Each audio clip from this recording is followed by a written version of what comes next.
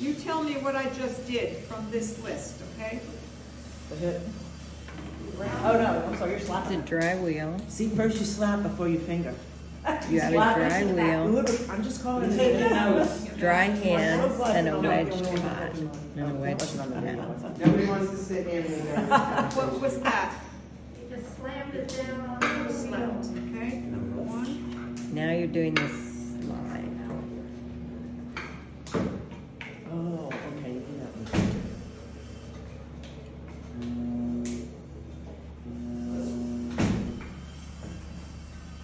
It's hers kind of lopsided, but by the time she's done, it's perfect. When mine starts lopsided, it stays that way. All right, what's the next step? After the slide, the slap. Seal the base. Now you're just showing off. So with the slap, you start at the top where you have that change in direction. Remember, anytime you hit a ridge, it goes in two directions. So the clay went up to the middle, and that's how I got the mount, right? So I hit that, it vibrates, then you hit the sides.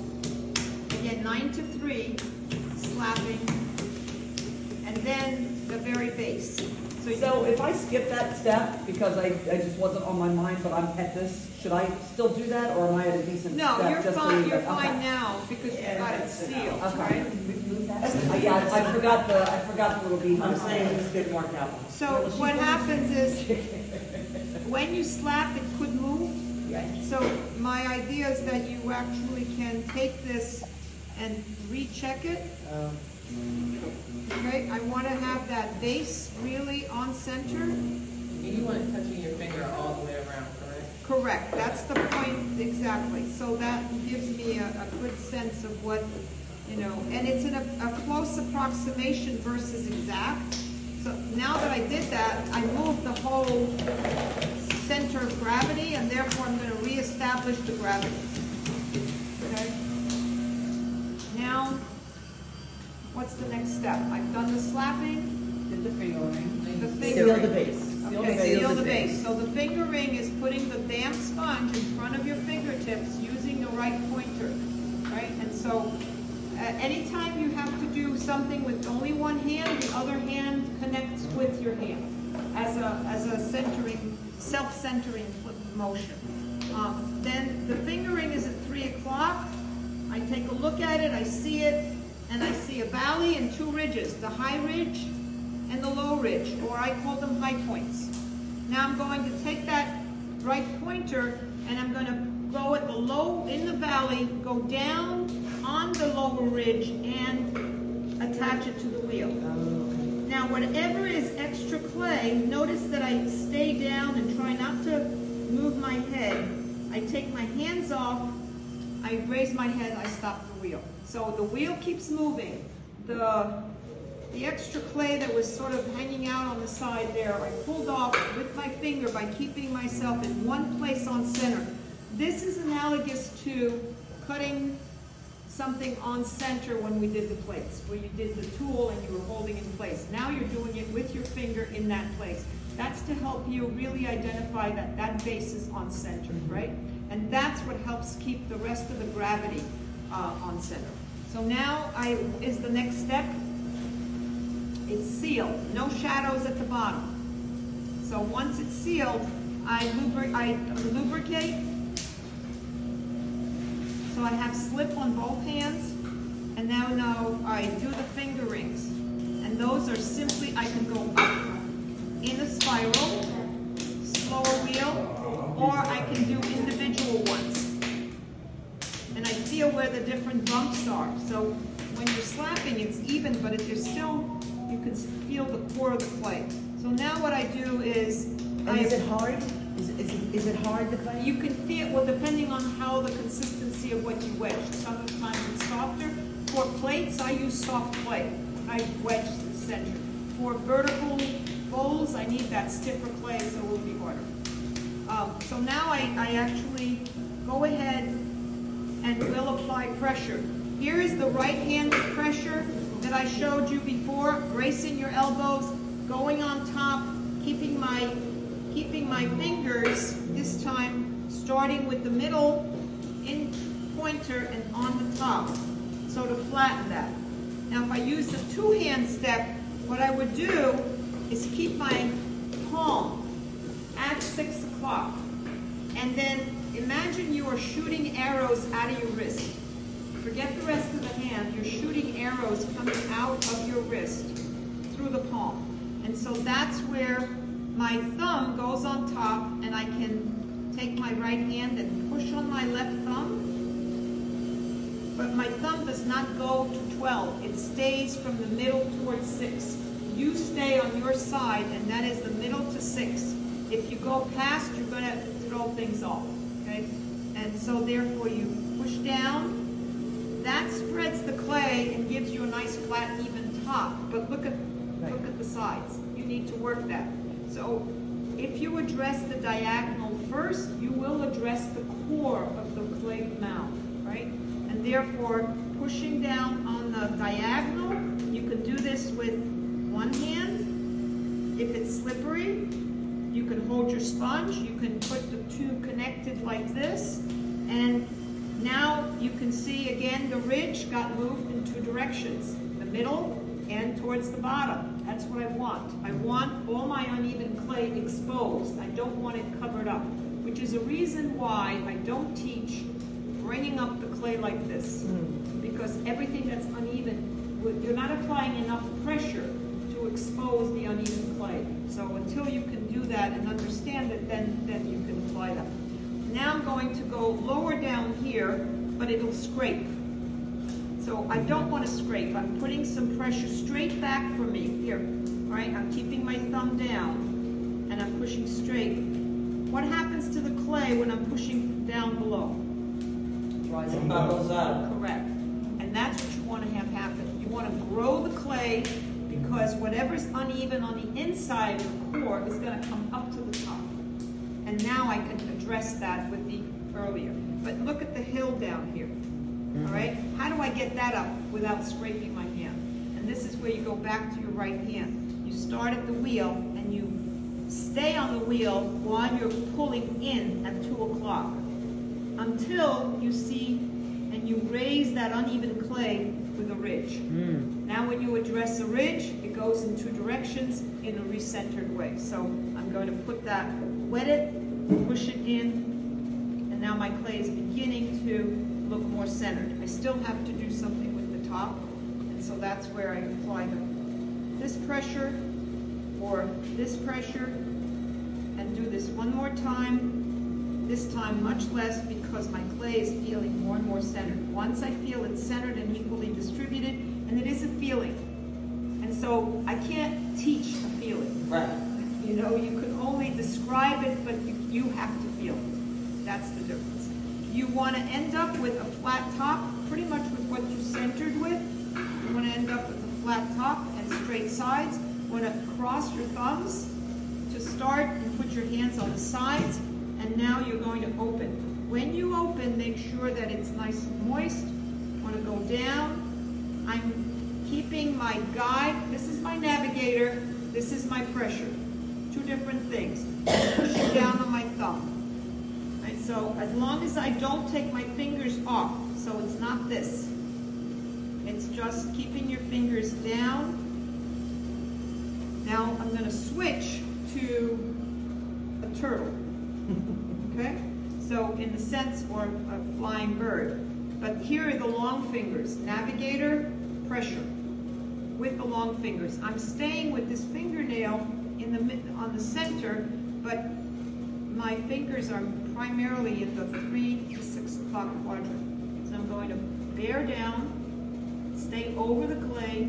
Now it's getting a little dry. I'm going to stay there, take my hands out, then move my head and my body. Okay, so practice that in isolation so that you know what that feels like, because we tend to just move our heads too soon. All right, now I'm going to put some moisture in there, lubricate it, keep going down. Notice that I keep my thumb on the outside. And when my fingers and my thumb is moving down as I'm drilling, I know when to stop, because my fingers can't, if I keep my thumb there, my fingers can't pass my thumb. That's just a body thing. So at that point, I pull out towards 6 o'clock with my long finger, because that's what I was opening with, and that's called opening the base. My thumb is, so what I'm doing is now I'm bending my knuckles and I'm doing this kind of a move on the base. Going back in the middle, keeping it smooth, pulling out towards me,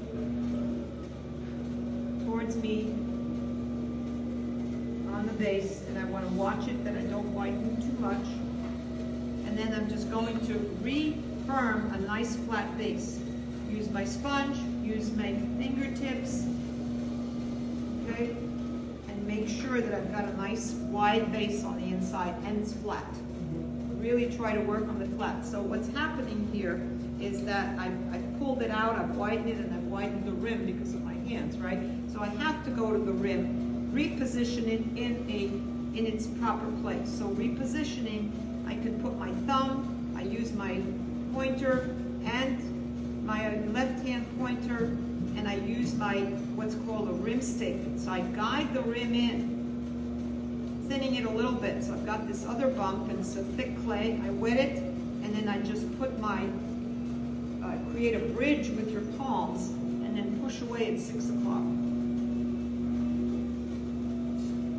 Okay? Oh yeah, it looks like a piece of cake, everybody. So remember, the wheel is always moving. You're always putting your head over it. You're always elbows down. So these body positions take some time to getting used to. But now my rim is narrower than my base, and that's what keeps the whole thing on center when I want to throw. Okay, if your base is narrow and your rim's out here, there's nothing helping. Remember, gravity only works in straight lines. Okay? Gravity with the earth works in straight lines. Even so in this case, this is gravity. So the rim gravity is on the inside of the base gravity. The base gravity is the stronger element, and everything else inside of that is stable. Okay. Now I switch hands and use the correlation that I was talking about, that throwing with my fingers. So I go inside, I start at the base, I go to the middle, I carry a little ridge ahead of my fingers, and then I push on the inside, on the outside with my bottom hand, so my hands are like this.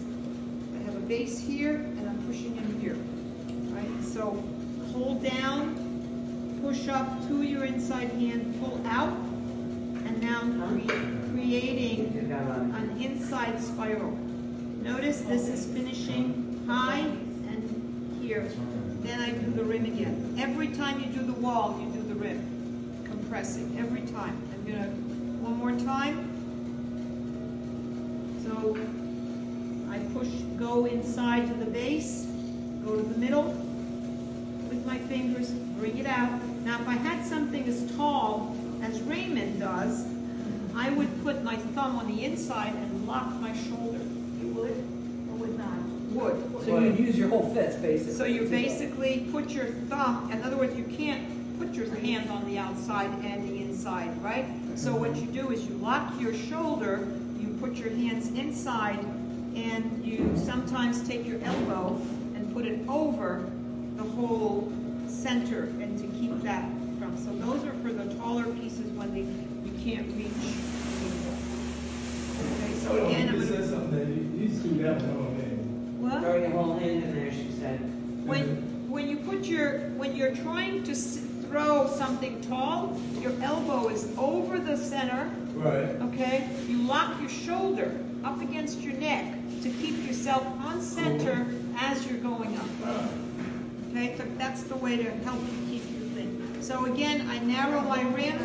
I'm going to do the bridge, push at 6 o'clock. Let it move up. Move my hands. Now I keep it narrow. Now this can be a wide bowl at the end. I'm going to repeat this procedure, going down to the middle, come back out, push up, in, and now I'm going to carry both. Notice the ridge. So my fingers are on and under the ridge, and the same thing's happening on the inside, and I bring it, gently carry it up. you do not try to throw a lot of clay at the same time. Right? You don't want a thin wall right away. It takes about four steps, right? 4 times. You want to keep it constantly lubricated, so that's an important step. All right, this is one way of getting the cylinder. The other way that I showed you was that you can take the rib and then start at the top or start at the bottom, and now I'm going to hold this in position while I push out to the rib. Right, so I'm going to hold it in position. What's that?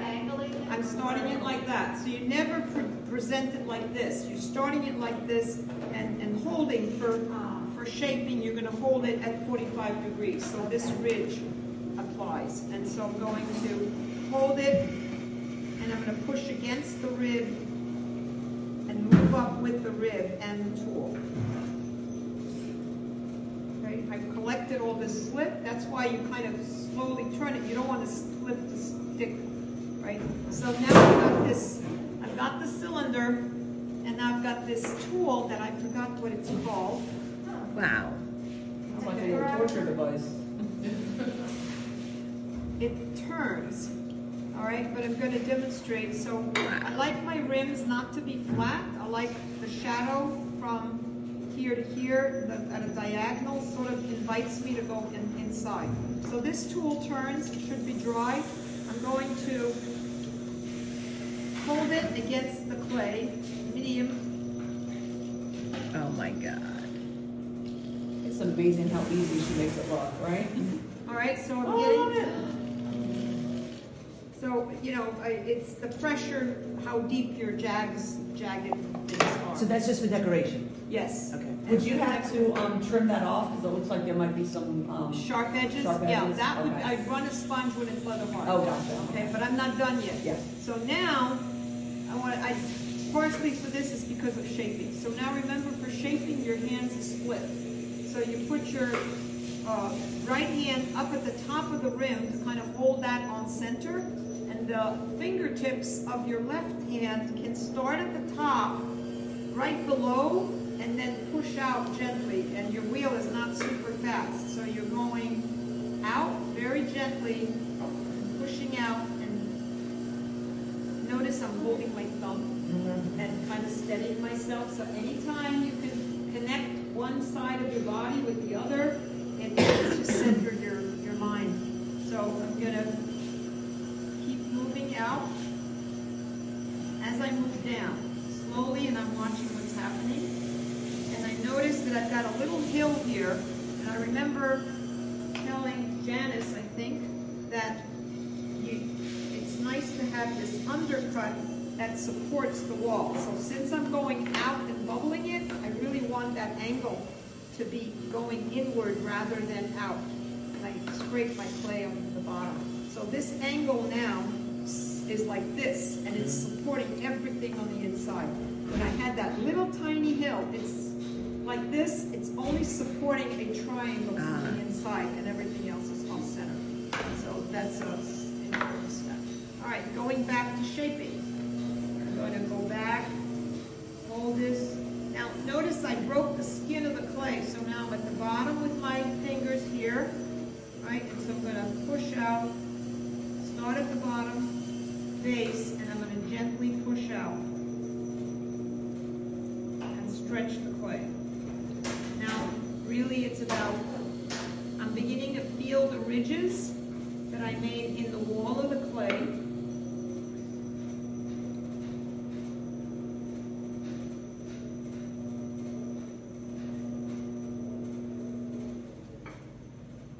So you're just doing that from the inside, so you don't turn. I don't touch the outside anymore, correct, right. And so if you know, now I can throw the rest here if I want this to be bigger, if I want this to come out, which I think I do in this case. So I want it, and I'm not going to do the outside. So I leave a little bit. Now, by shaping out, I've thinned the wall.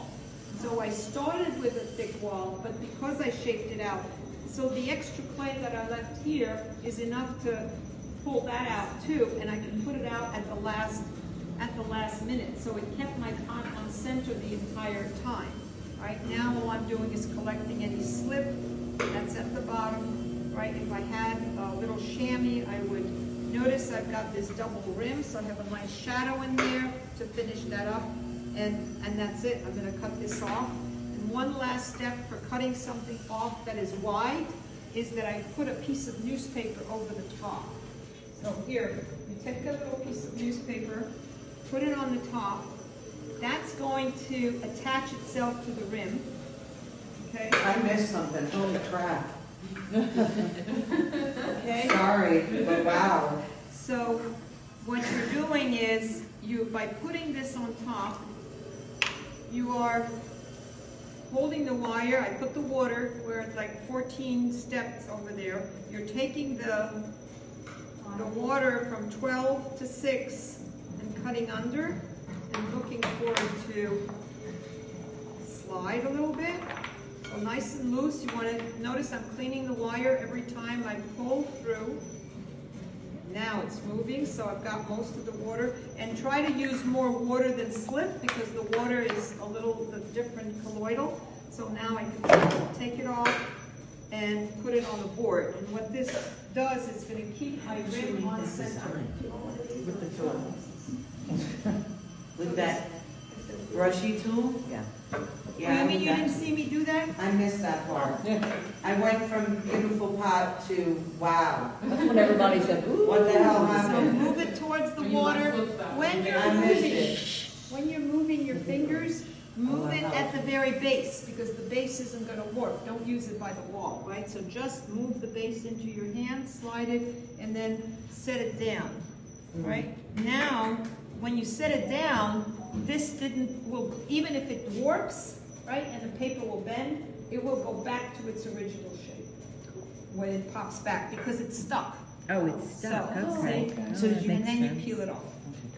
So you've got that perfect circle, and you've maintained your circle when you move your I don't know body. what you're There's talking so much information, and it's hard, but I think, you know, you catch something along the way each time. Each time like you demonstrate, I learn something else. Right. Right, and that's just the way it goes. You can't, you know. So anyway, surface texture. I'll try to bring other textures. You can use, even if you throw it off by using a stamp, or there's some pieces here that I saw where they cut flat. They cut with either a knife or they cut. It's a little harder, but you can use a cheese cutter. All right, and just cut a little bit of the clay off, and then push it out from the middle. But you have to know when to stop pushing out because you don't want to create a tear, right? So go slow. So from here I'm doing finger rings, right? That's it.